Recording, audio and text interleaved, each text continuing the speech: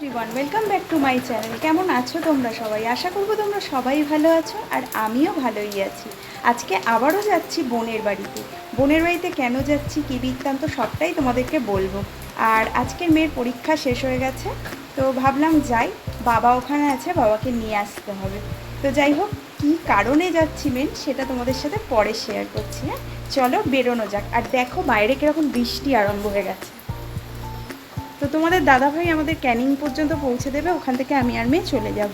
তো চলো পরে আবারও আসছি। বৃষ্টিটা একটু কমতেই আমরা বেরিয়ে পড়লাম। বাইপাসের রাস্তা ধরে বারুইপুর হয়ে আমরা যাব ক্যানিং। আর রাস্তায় বেরিয়ে যে কী বিপদে পড়েছি কী বলবো। একবার করে বৃষ্টি হয়, একবার করে বৃষ্টি কমে, একটু করে দাঁড়াই, একটু করে গাড়িতে উঠি। তো যাই হোক, এইভাবেই যাচ্ছি। এই করতে করতে আমাদের একটু লেটও হয়ে গেছিলো ক্যানিং পৌঁছোতে। অবশেষে ক্যানিংয়ে পৌঁছে একটু মিষ্টি নিয়ে নিচ্ছিলাম, নিয়ে বাসে উঠে পড়েছি।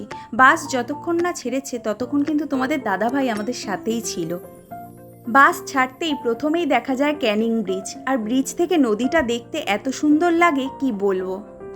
ক্যানিং ব্রিজ টপকে বেশ কিছুটা গেলেই পড়ে বাসন্তী ব্রিজ। আমার বোনের বাড়ি যেতে গেলে এই দুটো ব্রিজ পার করেই যেতে হয়। ক্যানিং থেকে বাসে যেতে ওদের বাড়ি 1 ঘন্টা সময় লাগে, আর অটোয় গেলে হয়তো আর একটু কম সময় লাগে। সত্যি কথা বলতে আমার বোনের বাড়ি আমরা বাসে ট্রেনে কমই যাই, তোমাদের দাদাভাই বাইকে করেই নিয়ে যায়। যেহেতু ওর আজকে অফিস আছে, ওর জন্য আমাদের সাথে আজকে আসতে পারলো না। ও হয়তো আগামীকাল রাতের দিকে আসবে অফিস করে। তো রবিবার যেহেতু ছুটি আছে, অসুবিধা হবে না। আর বাস থেকে নেমেই আমার বোনের হাজব্যান্ডের সাথে দেখা হয়ে গেছে, ও আমাদের জন্য ওয়েট করছিল, আমাদের বাইকে করে বাড়ি পর্যন্ত নিয়ে গেছে। অবশেষে আমার বোনের বাড়ি পৌঁছে গেলাম। এখন বাজে ঘড়িতে প্রায় 4:30। অনেকটাই টাইম আজকে লেগেছে আসতে, কারণ যেহেতু রাস্তায় বৃষ্টি হচ্ছিল, ক্যানিং পর্যন্ত আসতে গিয়ে অনেকবার আমাদের দাঁড়াতে হয়েছে রাস্তায়, তার জন্য এতটা লেট হয়েছে। আর এসেই দেখছি আমার বোন সবাইকে পড়ানো স্টার্ট করে দিয়েছে। এরা সবাই 4টে থেকে পড়তে আসে। তো তোমাদের আগের ভিডিওতে বলেছিলাম যে আমার বোন টিউশনি করে, স্কুল টিচার দুটোই। তো এদের নিয়ে ওর সময় কেটে যায়। ওদের আমি জিজ্ঞেস করছিলাম তোরা কে কোন ক্লাসে পড়িস বল, তো ওরা সেটাই বলছিল। আর এখানে আমার ছোট মেয়ে সবেমাত্র ঘুম থেকে উঠলো, আমরা এসে ওকে ঘুম থেকে তুললাম। সেই জন্মদিনের আগে থেকে ছোট মেয়েটা ভুগছে। ওর জ্বর জারি সর্দি কাশি যেন এখনো পর্যন্ত কমছে না। বাড়ি শুদ্ধ প্রত্যেকেরই ওদের জ্বর জারি সর্দি কাশি হয়েছে। বলতে গেলে কেউই সেভাবে সুস্থ নয়। ওষুধ খাচ্ছে, কোনো রকমে ওষুধ খেয়ে খেয়ে চলছে। এমনকি আমার বাবা এখানে আছে, বাবারও পর্যন্ত জ্বর হয়েছে, প্রচণ্ড গা হাত পা ব্যথা। তো জ্বরের তারও সে বাথরুমে না, বাবা পড়ে গিয়ে মাথাটাও ফেটে গেছে। ভগবানের আশীর্বাদে মাথাটায় কোনো রকম স্টিচ পড়েনি, অল্প ডিপ করে কেটে গেছে। তো কোনো রকমে ওষুধ ফষুধ দিয়ে ঠিক আছে এখন। তো যাই হোক, এখানে সন্ধেবেলায় আমি বানাচ্ছিলাম পোলাও, সবাই খাবে বলে। তো পোলাওটা আমি করব, আর আমার বোন হচ্ছে মাংস রান্না করবে। এটাই হচ্ছে আজকে রাতের ডিনার। বাড়িতে যেহেতু সবারই শরীরটা খারাপ, আমার বোনেরও প্রচণ্ড শরীর খারাপ, তার জন্যই আমাকে বাবাকে নিতে আসতে হলো, নাহলে ওরাই দিয়ে আসতো। তারপর যেই থেকে শুনেছি বাবা পড়ে গেছে, মাথাটা ফেটে গেছে, সেই থেকে যেন আমারও মনটা ছটপট করছিল এখানে আসার জন্য। তারপর বোনের শরীর খারাপ, বাড়ি শুদ্ধ সবারই শরীর খারাপ, সত্যি মনটা খুব অস্থির করছিল বলে আমি চলে আসলাম। আসলে মা তো চলে গেছে, বাবাটাই রয়েছে। তো বাবার যদি কিছু হয় মন যেন মানতে চায় না, যেখানেই থাকি চলে আসি সঙ্গে সঙ্গে যেন মনে হয়। কিন্তু কি করব, মেয়ের যেহেতু পরীক্ষা চলছিল, তার জন্য পরীক্ষার মধ্যে আসতে পারছিলাম না। পরীক্ষাটা আজকে শেষ হয়েছে আর আমি চলে এসেছি। বোনের বাড়ি যদি কাছে হতো তাহলে হয়তো শরীর খারাপ শুনলে ছুটতে চলে আসতাম। যেহেতু এতটা দূরে, ইচ্ছা থাকলেও কোনো রকম উপায় হয় না। মেয়ের পড়াশোনা, তারপরে তোমাদের দাদা ভাইয়ের রেগুলার অফিস থাকে, আমি চাইলেও আসতে পারি না।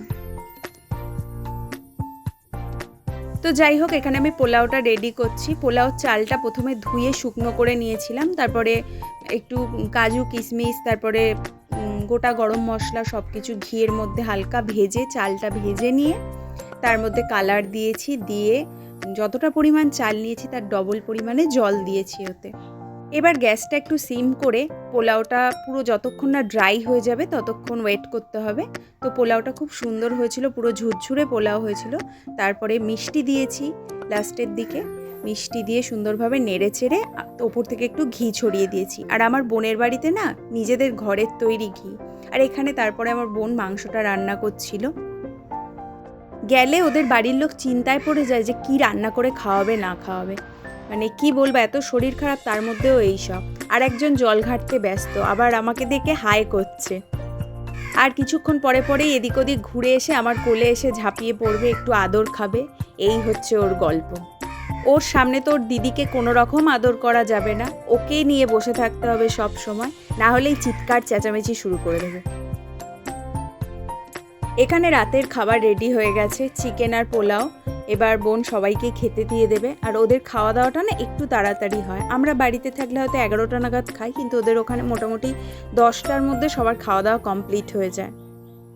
যেহেতু ওরা অনেক সকাল সকাল ওঠে, আমার বোনের সকালে স্কুল থাকে, ওর শ্বশুর বাড়ির সমস্ত দিকের কাজবাজ নিজে করে, চাষের জমিতে জল দেওয়া দেওয়া মোটরের মাধ্যমে, তারপরে মাছ তোলা পুকুর থেকে জাল দিয়ে, তারপর গরুর কাজ করা, এগুলো সবটাই ওর শ্বশুরকে করতে হয়।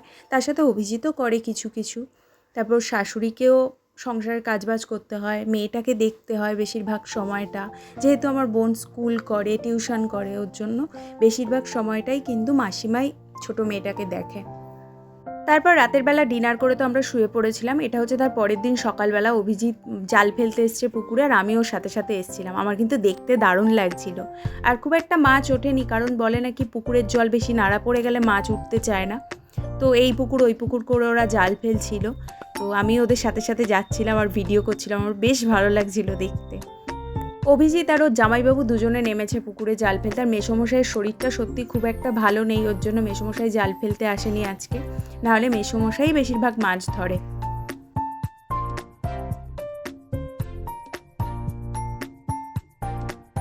এটা হচ্ছে শনিবারের ভিডিও। আর শনিবার দিন সকালে বোন স্কুলে গিয়েছিল, স্কুল থেকে ফেরার পথে দুটো তাল নিয়েছিল, সেই তালটারই রাত্রেবেলা বড়া করা হচ্ছিল। আর কি বলবো, মানে বড়া ভেজে তুলতে শুধু দেরি, তার মধ্যেই শেষ হয়ে যাচ্ছে। মানে একদিক দিয়ে ভাজা হচ্ছে, একদিক দিয়ে সবাইকে সার্ভ করা হচ্ছে। শুক্র শনি রবি এই 3 দিন মিলিয়ে আমি ভিডিওটা বানিয়েছি। এটা হচ্ছে রবিবার সকালবেলা। রবিবার দিন সকালবেলা বোন কাঠের জালে রান্না করছিল, আমিও ওর সাথে সাথে একটু একটু হেল্প করছিলাম। আর ঘরে সকালে লুচি তরকারি করা হয়েছিল, খাওয়া হয়েছে সবাই মিলে। ভাতও হয়ে গেছে। এখানে বাগদা চিংড়ি ধরেছে পুকুর থেকে, সেটার মালাইকারি হচ্ছে।